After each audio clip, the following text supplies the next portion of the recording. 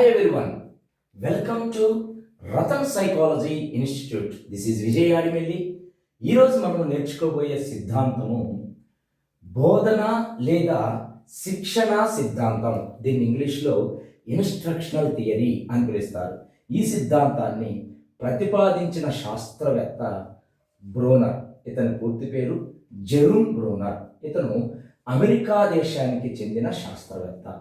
మరి ఈ సిద్ధాంతాన్ని నిర్మాణాత్మక వాదంలో భాగంగా రూపొందించడం అనేది జరిగింది.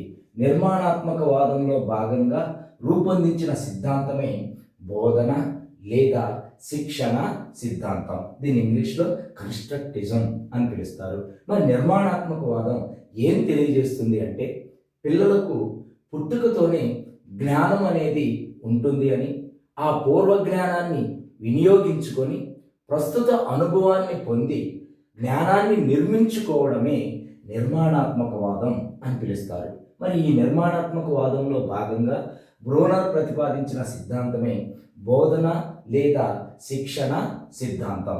మరి బ్రోనర్ గురించి మనం మాట్లాడాల్సి వస్తే బ్రోనరు గొప్ప విద్యావేత్త అన్నమాట. బ్రోనర్ గొప్ప విద్యావేత్త, విద్య పైన అనేక పరిశోధనలు చేసిన శాస్త్రవేత్త. విద్య పైన అనేక పరిశోధనలు చేసిన శాస్త్రవేత్త ఎవరు అని అడిగితే జెరూమ్ బ్రోనర్గా మనం చెప్పుకోవచ్చు.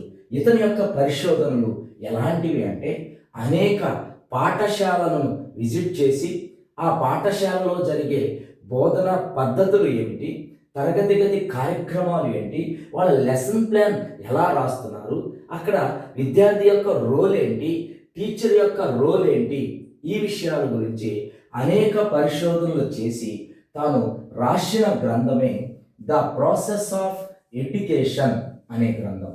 ది ప్రాసెస్ ఆఫ్ ఎడ్యుకేషన్ అనే గ్రంథం యొక్క ప్రత్యేకత ఏమిటి అంటే విద్యా వ్యవస్థలో అనేక మార్పులు తీసుకువచ్చిన గ్రంథం. విద్యా వ్యవస్థలో అనేక మార్పులు తీసుకువచ్చిన గ్రంథం ఏది అని అడిగితే ద ప్రాసెస్ ఆఫ్ ఎడ్యుకేషన్ అనే గ్రంథంగా చెప్పుకోవచ్చు. మరి ఎలాంటి మార్పులు వచ్చాయి మరి ఈ గ్రంథం ద్వారా అంటే చూడండి, బోధన పద్ధతులలో మార్పులు వచ్చాయి. తర్వాత తరగతి గది కార్యక్రమాలలో మార్పులు వచ్చాయి. తరగతి గది కార్యక్రమాలు, క్లాస్ రూమ్ యాక్టివిటీస్లలో మార్పులు తీసుకొచ్చిన గ్రంథము. మరియు పాఠ్య ప్రణాళిక రచన,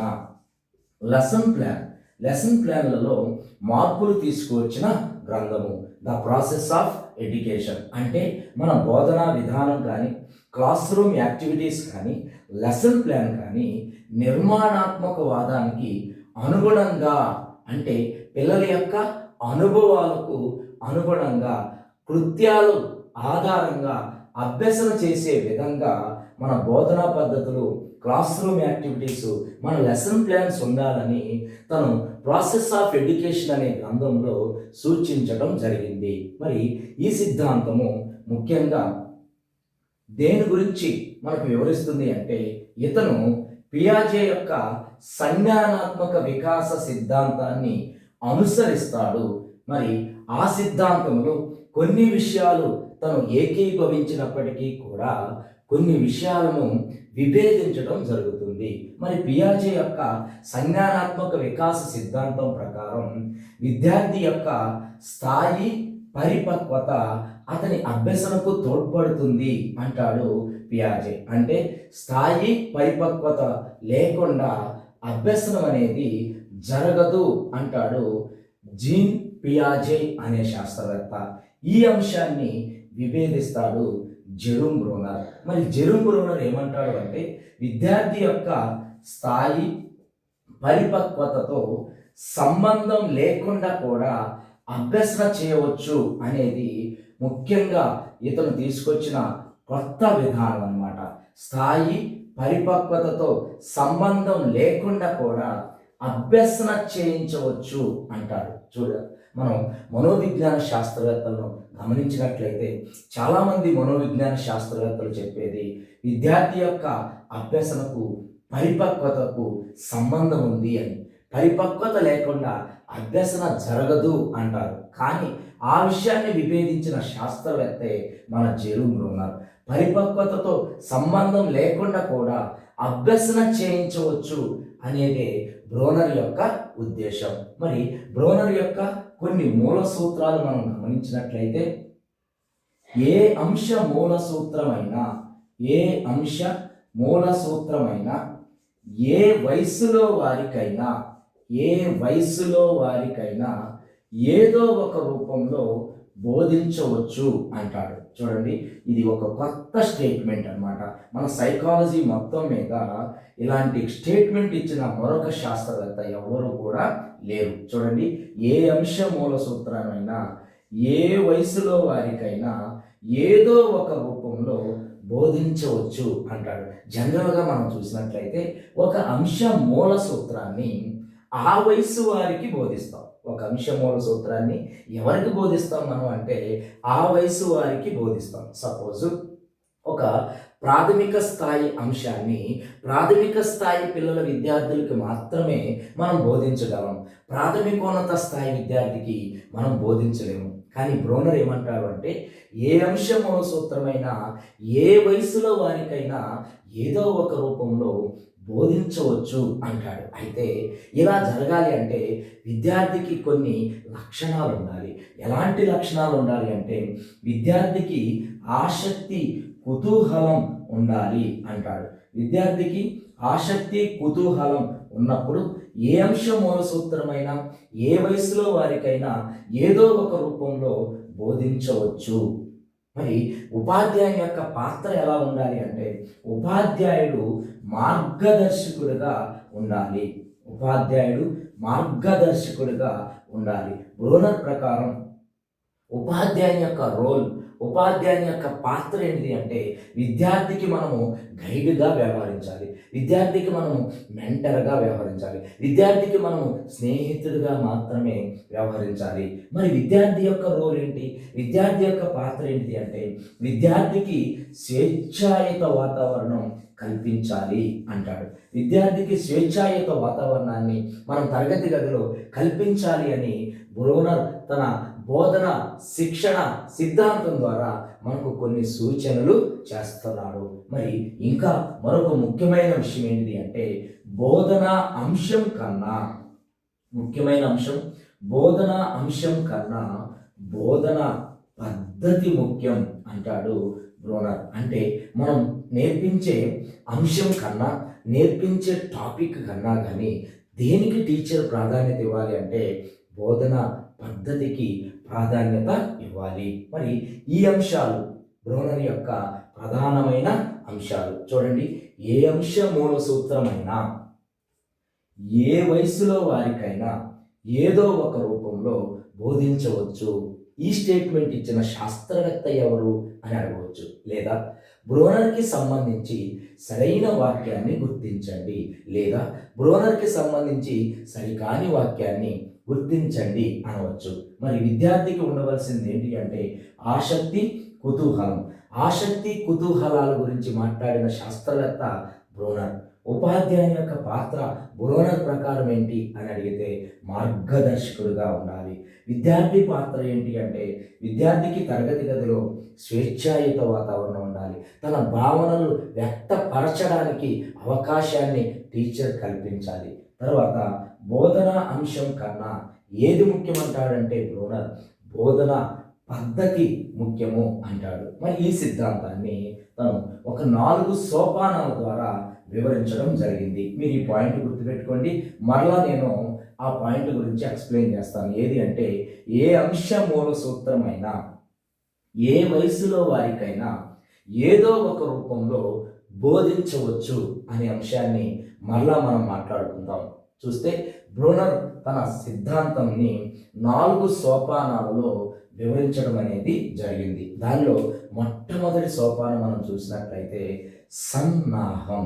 మొట్టమొదటి సోపానం ఏంటి అంటే సన్నాహం. అంటే విద్యార్థులను సంసిద్ధులను చేయటం లేదా విద్యార్థి సంసిద్ధుడవటం అనేది మొట్టమొదటి సోపానం. మరి విద్యార్థి ఎప్పుడు సంసిద్ధుడవుతాడు అంటే మనం విద్యార్థి యొక్క ఆసక్తులకు, విద్యార్థి యొక్క అభిరుచులకు మనము ప్రాధాన్యత ఇచ్చినప్పుడు, బోధనలో మనం విద్యార్థి యొక్క ఆసక్తికి, విద్యార్థి యొక్క అభిరుచులకు మనం ఎప్పుడైతే ప్రాధాన్యత ఇస్తామో అప్పుడు విద్యార్థి నేర్చుకోవడానికి సంసిద్ధుడవుతాడు.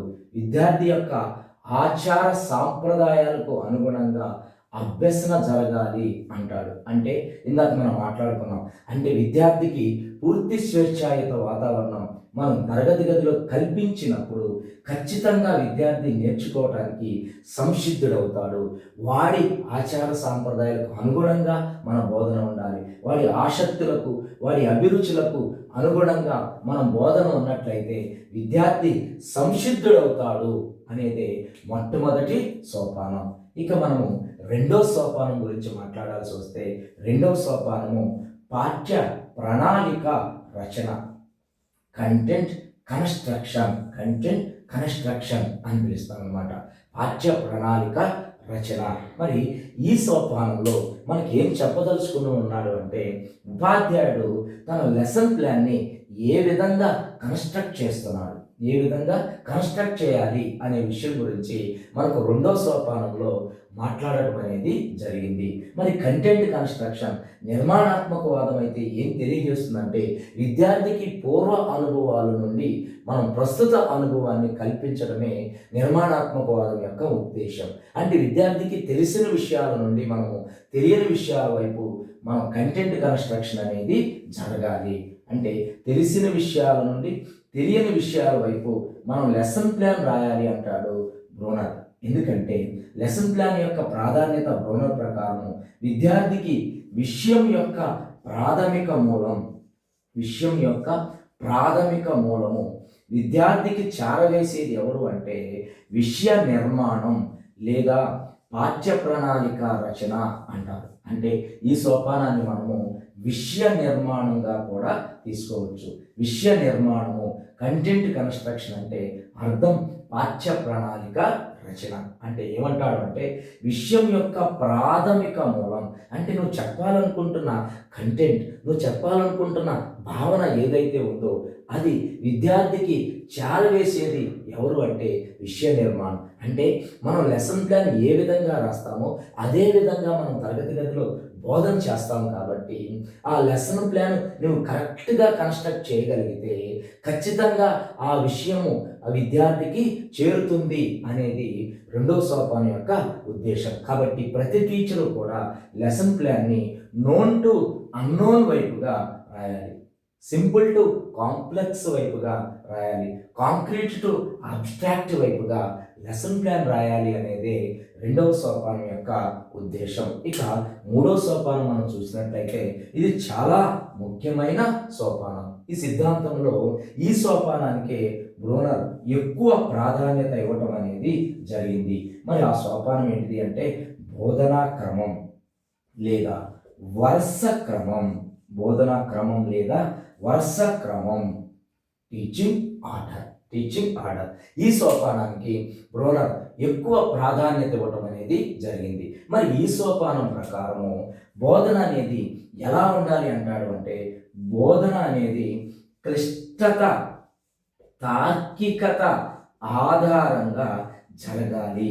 బోధన అనేది ఎలా ఉండాలి అంటే క్లిష్టత, తార్కికత వైపుగా మన బోధన అనేది జరగాలి. దీని యొక్క అర్థం ఏంటి అంటే పిల్లలకి సరళ విషయాల నుండి సంక్లిష్టమైన విషయాల వైపుగా మన బోధనా క్రమం అనేది ఉండాలి. సాధారణమైన ఆలోచన విధానం నుండి మనం తార్కికంగా ఆలోచించే విధానం వైపుగా మన బోధన అనేది జరగాలి అంటాడు బ్రోనర్. మరి దానికోసమే ఇతను మొత్తం మనకు 3 బోధనా దశలను సూచించడం అనేది జరిగింది. ఈ క్రమంలో, ఈ ఆర్డర్లో మనం బోధన చేసినట్లయితే ఖచ్చితంగా మన బోధన క్లిష్టత, తార్కికత వైపుగా వెళుతుంది అనేది బ్రోనర్ యొక్క ఉద్దేశం. మరి అతను సూచించిన 3 బోధనా దశలు ఏవి, ఎవరిని ఉద్దేశించి ఈ 3 బోధనా దశలను మనకు సూచించాడు అంటే, మనము పాఠశాలలో మనకు 3 స్థాయి విద్యార్థులు ఉంటారు. ఒకటి ప్రాథమిక స్థాయి విద్యార్థి, రెండవది ప్రాథమికోన్నత స్థాయి విద్యార్థి, మూడవది ఉన్నత స్థాయి విద్యార్థులు. ఈ ముగ్గురు కూడా 3 రకమైన బోధనా పద్ధతులను సూచించాడు బ్రోనర్. ప్రాథమిక స్థాయి విద్యార్థులు అంటే 1 నుంచి 5వ తరగతి వరకు నేర్చుకునే విద్యార్థులు. మరి ప్రాథమికోన్నత స్థాయి అంటే 8th క్లాస్ వరకు, 6th to 8th క్లాస్ వరకు ఒక బోధనా పద్ధతిని సూచించాడు. మరి ఉన్నత స్థాయి అంటే 9th, 10th విద్యార్థులకు మరొక బోధనా పద్ధతిని సూచించాడు. ఈ క్రమంలోనే మనము బోధన జరపాలి అనేదే 3వ సోపానం యొక్క ఉద్దేశం. మరి ఆ బోధన దశలు ఏమిటి అనేది మనం ఒకసారి చూద్దాం. ఆ బోధనా దశల గురించి మనం ఈరోజు చాలా క్లుప్తంగా మాట్లాడుకుందాం. ఎందుకనంటే మనకు ఎగ్జామినేషన్ పాయింట్ ఆఫ్ వ్యూలో ఎక్కువగా ఇంతకుముందు టెట్లో కానీ డిఎస్సిలో కానీ ఎక్కువగా ఈ సిద్ధాంతంలో ఏ ఏరియా నుంచి బిట్లు ఇవ్వడం జరిగింది అంటే తను సూచించిన బోధనా క్రమం అనే అంశం నుంచే మనకు ఎక్కువగా బిట్లు అడగడం అనేది జరిగింది. మరి బ్రోనర్ సూచించిన ఆ 3 బోధన దశల గురించి మనం మాట్లాడుకుందాం. మొట్టమొదటి దశ చూసినట్లయితే క్రియాత్మక పద్ధతి. మొట్టమొదటి దశ మనం చూసినట్లయితే క్రియాత్మక పద్ధతి, యాక్టివ్ మెథడ్ అని పిలుస్తారు. యాక్టివ్ మెథడ్, క్రియాత్మక పద్ధతి. మరి ఈ బోధనా పద్ధతి ఎవరిని ఉద్దేశించి మనకు చూపించడం జరిగింది అంటే కేవలం ఇది ప్రాథమిక స్థాయి విద్యార్థులను ఉద్దేశించి మనకు ఈ బోధనా పద్ధతిని చూపించడం అనేది జరిగింది. ప్రాథమిక స్థాయి విద్యార్థులను ఉద్దేశించి బ్రోనర్ సూచించిన మెథడ్ ఏది అంటే క్రియాత్మక పద్ధతి లేదా నటనా పద్ధతి. క్రియాత్మక పద్ధతి లేదా నటనా పద్ధతి అని కూడా పిలుస్తారనమాట. మరి ఇక్కడ బోధన ఎలా జరుగుతుంది అంటే నిజ వస్తువుల ఆధారంగా బోధన జరుగుతుంది. జాగ్రత్తగా గమనించండి. ఇక్కడ పిల్లలకి అంటే 1 to 5th క్లాస్ విద్యార్థులకు మనము రియల్ ఆబ్జెక్ట్స్ని చూపించాలి. నిజ వస్తువులను ఆధారంగా చేసుకొని ఇక్కడ బోధన జరపాలి. మనం బోధించే పాఠ్యాంశంలో వచ్చే వొకాబులరీ, పదజాలము పిల్లలకి రియల్ ఆబ్జెక్ట్స్ రూపంలో మనం పరిచయం చేయాలి అంటాడు బ్రోనర్. ఎందుకని అంటే మన బోధన ఎలా ఉండబోతుందని చెప్పుకున్నాము, మనము మూర్తం నుండి అమూర్తం వైపు తీసుకువెళ్ళాలి. కాబట్టి పిల్లలకు మొదట 1 to 5th క్లాస్ విద్యార్థులకు సాధ్యమైనంత వరకు నిజ వస్తువులను చూపిస్తూ బోధన చేయాలి. మరి ఇక్కడ బోధన పద్ధతి ఏమిటి అంటే లర్నింగ్ బై డూయింగ్. ఆ మెథడ్లో మనం ఇక్కడ పిల్లలకు బోధన చేయాలి. అంటే పిల్లలు చేస్తూ నేర్చుకోవాలి. చేయడం ద్వారా అభ్యసనం మనకు ఏ పద్ధతిలో కనిపిస్తుందంటే క్రియాత్మక పద్ధతి లేదా నటనా పద్ధతిలో కనిపిస్తుంది. చేయడం ద్వారా అభ్యసనం అంటే పిల్లవాడికి ప్రతి విషయాన్ని కూడా అనుభవపూర్వకంగానే నేర్పించాలి. పిల్లవాడు స్వయంగా అనుభవం పొంది నేర్చుకోవాలి. పిల్లవాడు స్వయంగా ఆ విషయాన్ని చేసి నేర్చుకోవాలి. అదే క్రియాత్మక పద్ధతి యొక్క ఉద్దేశం. మరి ఇక్కడ మనం చూసినట్లయితే ఏ విధంగా పిల్లలు అభ్యసన చేస్తారు అంటే క్రియల ద్వారా, కృత్యాల ద్వారా, నాటకీకరణ ద్వారా, ప్రయోగాల ద్వారా, ఆటపాటల ద్వారా పని కేంద్రంగా అభ్యసనం అనేది జరగాలి. ఇక్కడ మనం చూసినట్లయితే ఇక్కడ ప్రతి యాక్టివిటీ కూడా పిల్లల యొక్క ఇన్వాల్వ్మెంట్ ఉంటుంది. ప్రతి యాక్టివిటీ చూడండి, పిల్లల యొక్క ఇన్వాల్వ్మెంట్ మనకు కరెక్ట్గా కనిపిస్తూ ఉంటుంది. క్రియల ద్వారా, కృత్యాల ద్వారా, నాటకీకరణ ద్వారా, ప్రయోగాల ద్వారా, ఆటపాటల ద్వారా పని కేంద్రంగా అభ్యసన జరగాలి. యాక్టివిటీ బేస్డ్ మెథడ్, ముఖ్యంగా నిర్మాణాత్మకవాదం సూచించే మెథడ్ ఏది అంటే ఇదిగో ఈ మెథడే. నిర్మాణాత్మకవాదం పిల్లలకి అనుభవపూర్వకమైన అభ్యసనాన్ని అందించమని సూచిస్తుంది. పిల్లలు అనుభవాలు పొంది తన జ్ఞానాన్ని నిర్మించుకోవాలి అనేదే నిర్మాణాత్మకవాదం యొక్క ఉద్దేశం.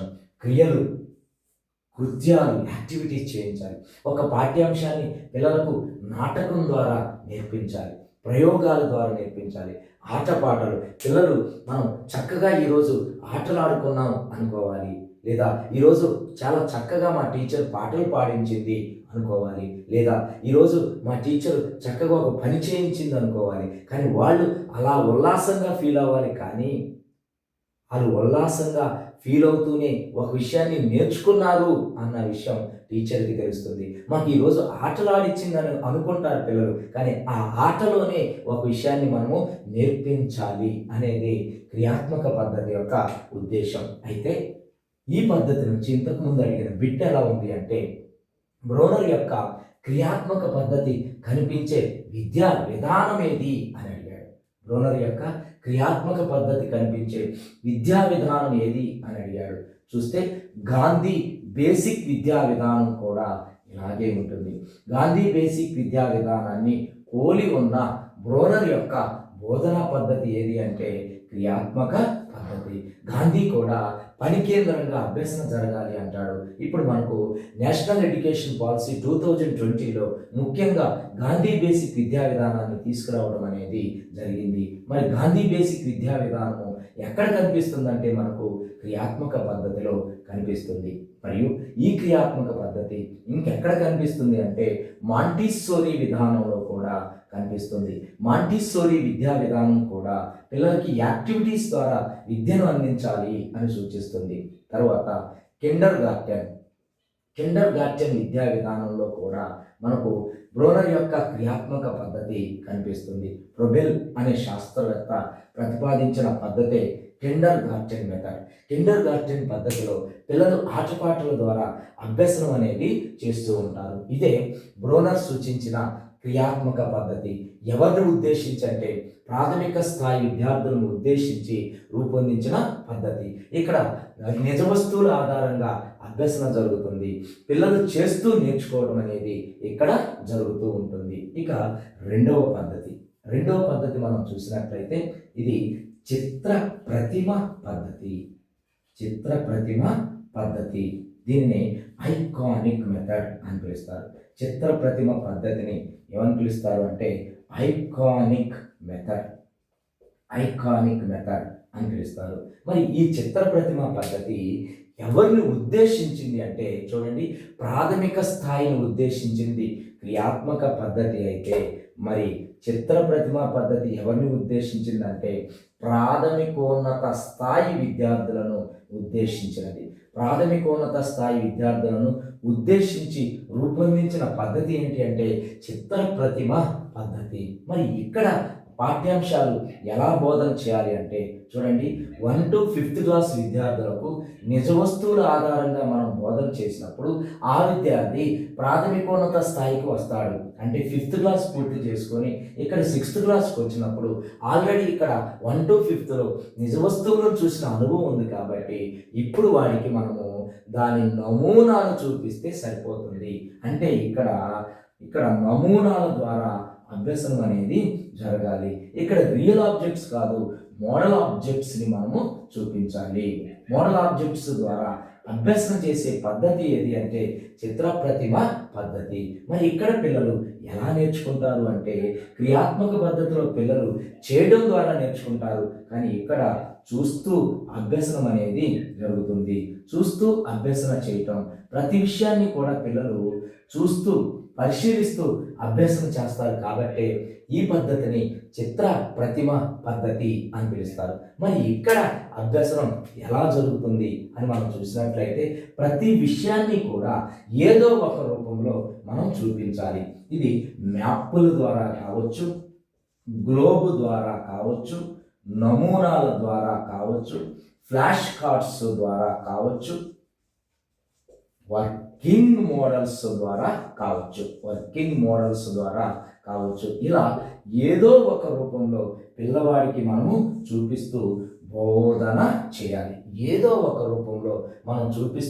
బోధన చేయాలి. మరి ఒక పాఠ్యాంశాన్ని తీసుకున్నట్లయితే ఆ పాఠ్యాంశానికి సంబంధించిన నమూనాను చిత్ర రూపంలో కావచ్చు, వర్కింగ్ మోడల్ రూపంలో కావచ్చు, ఏదో ఒక రూపంలో మనం తయారు చేసి దానిని చూపిస్తూ ఇక్కడ బోధన అనేది చేయాలి. మరి ఇక్కడ ఈ టీఎల్ఎంస్ అన్నీ కూడా, ఈ వర్కింగ్ మోడల్స్ అన్నీ కూడా ఎవరు తయారు చేయాలి అంటే విద్యార్థులే స్వయంగా తయారు చేయాలి. చూడండి, మనం టిఎల్ఎంస్ ఉపాధ్యాయులు తయారు చేస్తారని అనుకుంటాం. రేపు ఎగ్జామినేషన్లో టిఎల్ఎంస్ని, వర్కింగ్ మోడల్స్ని ఎవరు తయారు చేస్తారు అని ఎగ్జామినేషన్లో అడిగితే బ్రోనర్ ప్రకారం విద్యార్థులే స్వయంగా వాళ్ళు టిఎల్ఎంస్ని తయారు చేసుకోవాలి. ఎందుకనంటే ఎవరైతే స్వయంగా వాళ్ళు టిఎల్ఎంస్ని తయారు చేసుకుంటారో వారికి ఆ పాఠ్యాంశం చక్కగా అవగాహన ఏర్పడుతుంది అంటాడు బ్రోనర్. కాబట్టి విద్యార్థులే ఇక్కడ వర్కింగ్ మోడల్స్ని కానీ, చిత్రాలను కానీ, నమూనాలు కానీ తయారు చేసుకుంటారు. ఉపాధ్యాయుడు కేవలం గైడ్గా మాత్రమే వ్యవహరిస్తూ ఉంటాడు. మరి ఇలా ప్రతి విషయాన్ని పిల్లలు చూస్తూ నేర్చుకోవడం ద్వారా పిల్లలలో దృశ్య స్మృతి అనే సామర్థ్యం వికాసం చెందుతుంది.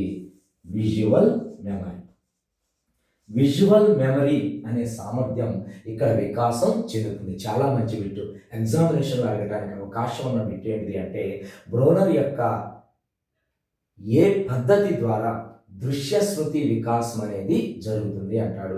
ఏ పద్ధతి ద్వారా దృశ్య స్మృతి వికాసం జరుగుతుంది అంటే చిత్ర ప్రతిమ పద్ధతి ద్వారా దృశ్య స్మృతి వికాసం అనేది జరుగుతూ ఉంటుంది. మరి విజువల్ మెమరీ అంటే ఏమిటి అంటే చూసిన ప్రతి విషయాన్ని గుర్తుపెట్టుకోగల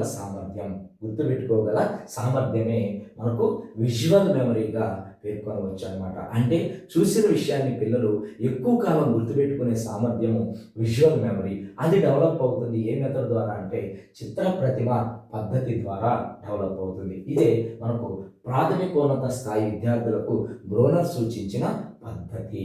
ఇక మనం చూసినట్లయితే మూడవ పద్ధతి ఏంటిది అంటే సంకేత పద్ధతి లేదా ప్రతీకాత్మక పద్ధతి. దీన్నే సింబాలిక్ మెథడ్ అని పిలుస్తారు. సంకేత పద్ధతి, ప్రతీకాత్మక పద్ధతి. ఇది ఎవరిని ఉద్దేశించింది అంటే మనకి ఉన్నత స్థాయి విద్యార్థులను ఉద్దేశించి రూపొందించిన పద్ధతే మనకు సంకేత పద్ధతి లేదా ప్రతీకాత్మక పద్ధతి. ఉన్నత స్థాయి విద్యార్థులను ఉద్దేశించి రూపొందించబడిన పద్ధతి. మరి ఇక్కడ మనం పాఠ్యాంశాలు ఎలా బోధించాలి అంటే ఇక్కడ చూశారు కదా, మళ్ళా మనం ఈ మూడు పద్ధతులను కంపేర్ చేస్తే చాలా ఈజీగా ఉంటుంది. ఇక్కడ చూస్తే పిల్లలకు 1 to 5th క్లాస్లో నిజ వస్తువులను చూసిన అనుభవం వాడికి ఉంటుంది.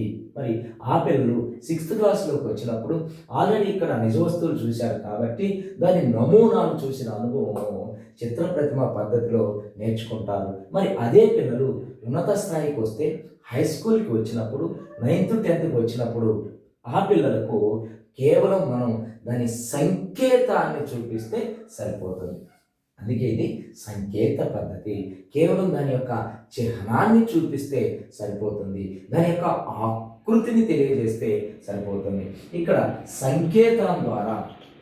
సంకేతాల ద్వారా ఇక్కడ మనం బోధన అనేది చేయాలి. సపోజ్ పిల్లలకి ఉమ్మెత్తు పువ్వు అనే అంశాన్ని మనం బోధించాలనుకున్నప్పుడు ఇక్కడ రియల్ ఆబ్జెక్ట్ చూపించాలి. అంటే నిజమైన ఉమ్మెత్తు పువ్వుని మనం ఇక్కడ చూపిస్తాం.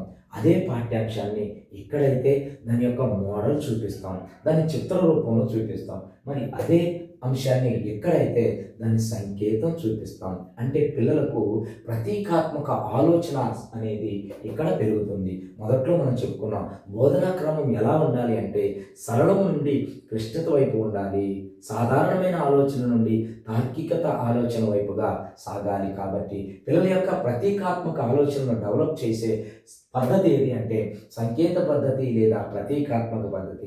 ఇక్కడ పిల్లలకి అరే మెత్తు పువ్వు తెలుసా అని ఇక్కడ కేవలం ఒక సంకేతాన్ని చూపిస్తే పిల్లలు చక్కగా ఆ సంకేతాన్ని గుర్తు తెచ్చుకుంటారు. ఎందుకంటే వాళ్ళకి ఆల్రెడీ ఏదో ఒక రూపంలో నిజ వస్తువు రూపం కావచ్చు, దాని నమూనా కావచ్చు, ఏదో ఒక రూపంలో చూసిన అనుభవము వాళ్ళకు ఉంటుంది.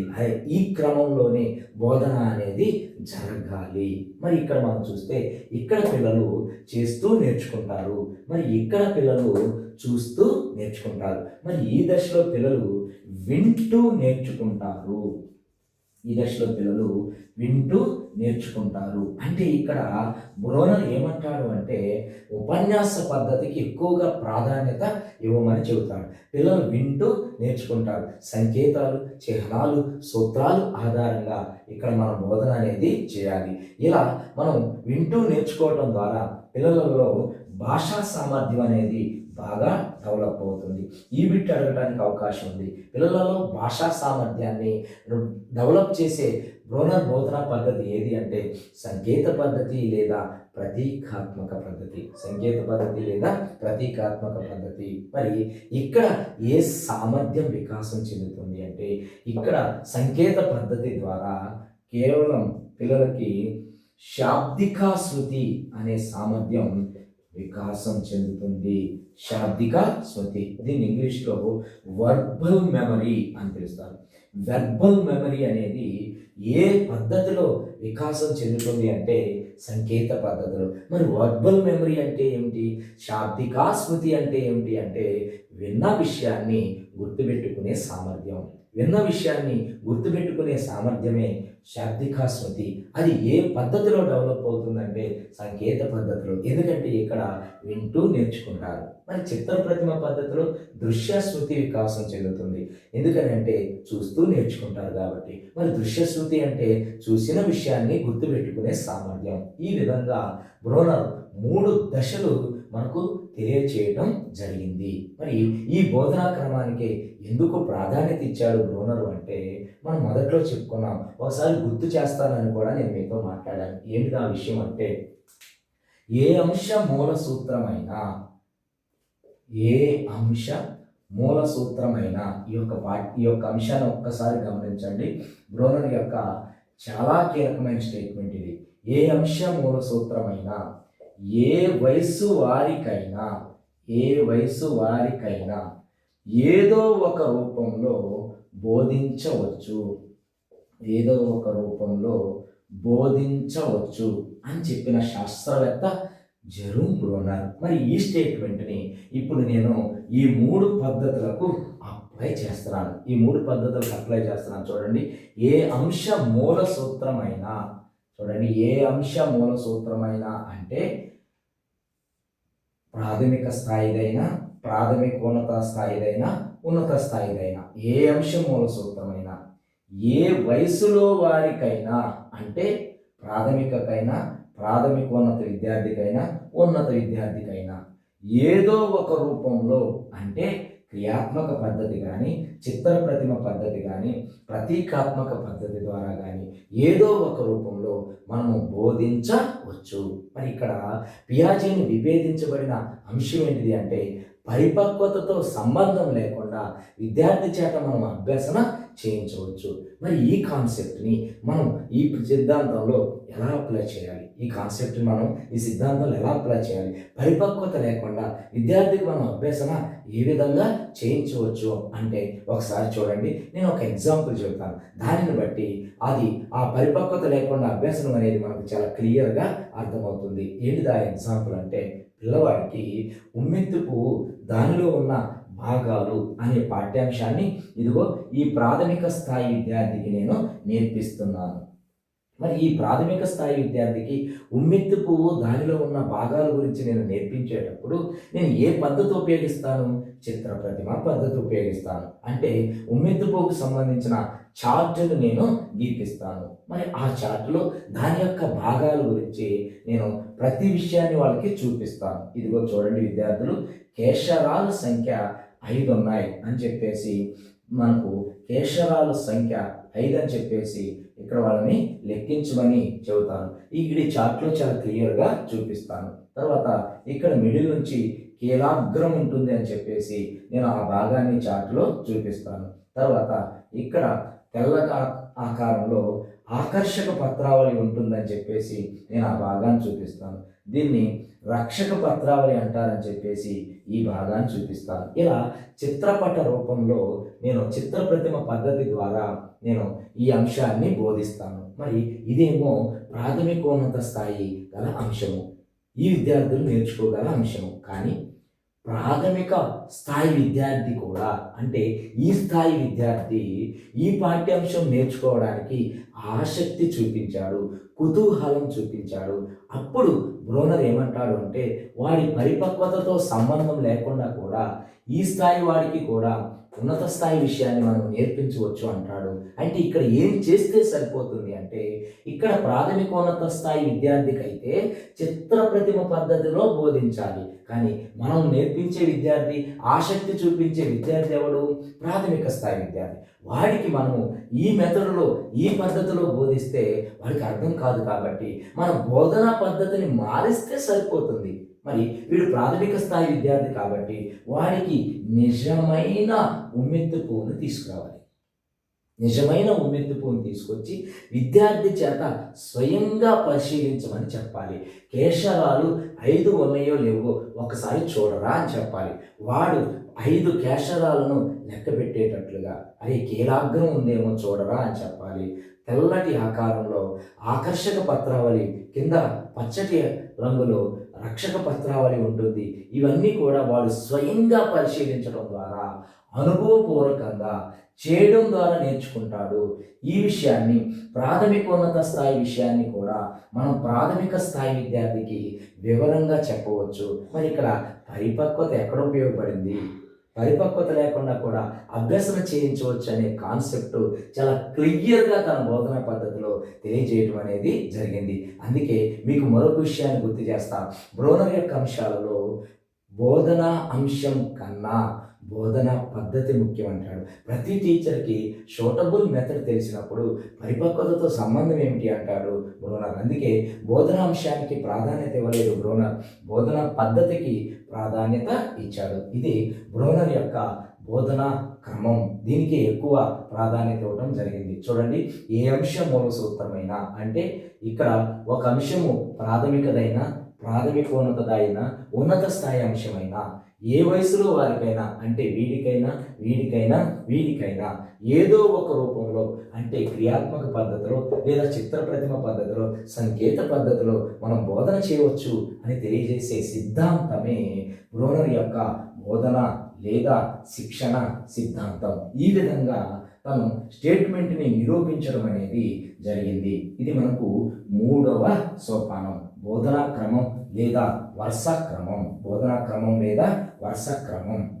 మన దగ్గర ఉన్న 3 స్థాయి విద్యార్థులకు 3 బోధనా దశలను సూచించడం అనేది జరిగింది. ఇక 4వ సోపానం చూసినట్లయితే ప్రేరణ. 4వ సోపానం చూసినట్లయితే ప్రేరణ. ఇక్కడ బ్రోనర్కి మరొక అంశం ఏంటిది అంటే, బ్రోనరు బహిర్గత ప్రేరణల కన్నా అంతర్గత ప్రేరణలకు ఎక్కువ ప్రాధాన్యత ఇవ్వటం అనేది జరిగింది. బహిర్గత ప్రేరణల కన్నా అంతర్గత ప్రేరణలకు ఎక్కువ ప్రాధాన్యత ఇచ్చిన శాస్త్రవేత్త ఎవరు అంటే బ్రోనర్ అని మనం చెప్పాలి. బహిర్గత ప్రేరణలు అంటే ఏంటిదంటే, బహుమతి ద్వారా అభ్యసన చేయించడము, లేదా దండన ద్వారా అభ్యసన చేయించడము, భయం పెట్టించి అభ్యసన చేయించడము, లేదా పొగడ్తల ద్వారా, నిందల ద్వారా అభ్యసన చేయించడం అనేది బహిర్గత ప్రేరణ. ఇలా బహుమతి, దండన, పొగడ్త, నింద లాంటి కారకాలు ప్రయోగించకండి. పిల్లలలో అంతర్గత ప్రేరణలు ప్రోత్సహించండి. అంతర్గత ప్రేరణ అంటే విద్యార్థి తనకై తాను అభ్యసన చేసే విధంగా మనం ప్రోత్సహించాలి అంటాడు బ్రోనర్. అందుకే బహిర్గత ప్రేరణ కన్నా దేనికి ఎక్కువ ప్రాధాన్యత ఇచ్చాడు అంటే అంతర్గత ప్రేరణలకి ఎక్కువ ప్రాధాన్యత ఇచ్చాడు బ్రోనర్. ఆ అంతర్గత ప్రేరణలు కూడా ఏమిటి అంటే ఆసక్తి, కుతూహలం. అంతర్గత ప్రేరణ కూడా ఏమిటి అంటే ఆసక్తి, కుతూహలం.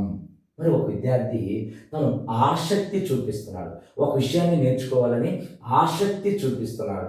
మరి దానిని ఏ ప్రేరణ చెప్పవచ్చు? అంతర్గత ప్రేరణ. ఒక విషయాన్ని నేర్చుకోవాలని కుతూహలపడుతున్నాడు, మరి దానిని మనం ఏ ప్రేరణగా చెప్పవచ్చు అంటే అంతర్గత ప్రేరణగా చెప్పవచ్చు. కాబట్టి బ్రోనర్ బహిర్గత ప్రేరణ కన్నా దేనికి ఎక్కువ ప్రాధాన్యత ఇచ్చాడు అంటే అంతర్గత ప్రేరణలకి ఎక్కువగా ప్రాధాన్యత ఇవ్వటం అనేది జరిగింది. ఇలా ఒక పిల్లవాడు పరిపక్వత లేకుండా తనకు ఆసక్తి కలిగిన ఎంత ఉన్నత స్థాయి విషయాన్నైనా నేర్చుకోవచ్చు. మరి బ్రోనర్ యొక్క స్టేట్మెంట్ మనం చూసినట్లయితే లక్ష్య శిఖరిపై లక్ష్య శిఖరిపై అడుగులు పడినప్పుడే అడుగులు పడినప్పుడే పండగ అనే భావన వాడికి కలిగించాలి అంటాడు. ఈ స్టేట్మెంట్ ఇచ్చింది ఎవరు అని అడిగితే కూడా జెరోమ్ బ్రూనర్ అని చెప్పాలి. చూడండి, చాలా గొప్ప స్టేట్మెంట్. ఏమంటాడంటే, పిల్లవాడు ఒక విషయాన్ని నేర్చుకోవాలని ఆసక్తి చూపించి అది నేర్చుకున్న తర్వాత చూడండి, లక్ష్య శిఖరిపై అడుగులు పడినప్పుడే పండుగ అనే భావన, లక్ష్య శిఖరిపై అడుగులు పడినప్పుడే పండుగ అనే భావన విద్యార్థులలో కలిగించాలి అంటాడు జెరోమ్ బ్రూనర్. ఇదే బ్రూనర్ యొక్క బోధన లేదా శిక్షణ సిద్ధాంతం. ఈ సిద్ధాంతానికి ఆవిష్కరణ అభ్యసనం అని మరొక పేరుంది. అది మనం మరొక వీడియోలో చూద్దాం. అంటిల్ మీరందరూ కూడా ఈ వీడియో వచ్చే వరకు కూడా ఎదురు చూస్తూ ఉండండి. మరి మీకు ఈ సిద్ధాంతం నచ్చినట్లయితే లైక్ చేయండి, మరికొంతమందికి చేరువయ్యేలాగా షేర్ చేయండి. మీకు ఏ విధంగా అనిపించిందో దానిని కామెంట్ రూపంలో తెలియచేయండి. మీరు ఇచ్చే కామెంటు నేను మరొక వీడియో చేయడానికి నాకు ప్రోత్సాహకాన్ని అందిస్తుంది. All the very best.